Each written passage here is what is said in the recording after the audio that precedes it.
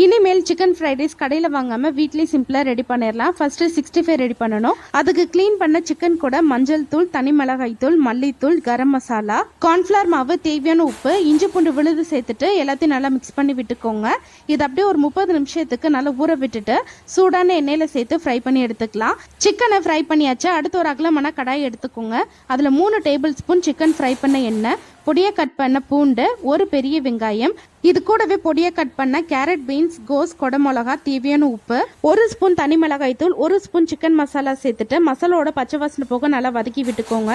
இது கூடவே 3 முட்டையை சேர்த்துட்டு ஒரு 2 நிமிஷம் நல்லா வதங்கினோடனே ஒரு 2 டேபிள் ஸ்பூன் சோயா சாஸ் சேர்த்துட்டு 1 நிமிஷம் நல்லா வதக்கி விட்டுட்டு நல்லா உதிரியா வேக வச்ச 2 கப் பாஸ்மதி சாதம், 1 டீஸ்பூன் மிளகுத்தூள், ஃப்ரை பண்ண சிக்கன், லாஸ்ட்டாக கொத்தமல்லி தூவிட்டு எல்லாத்தையும் நல்லா கலந்துட்டிங்கன்னா சூப்பரான சிக்கன் ஃப்ரைட் ரைஸ் வந்து ரெடி. கண்டிப்பாக இதே மாதிரி உங்கள் வீட்லையும் ட்ரை பண்ணி பாருங்கள். அடுத்த வீடியோவில் பார்க்கலாம்.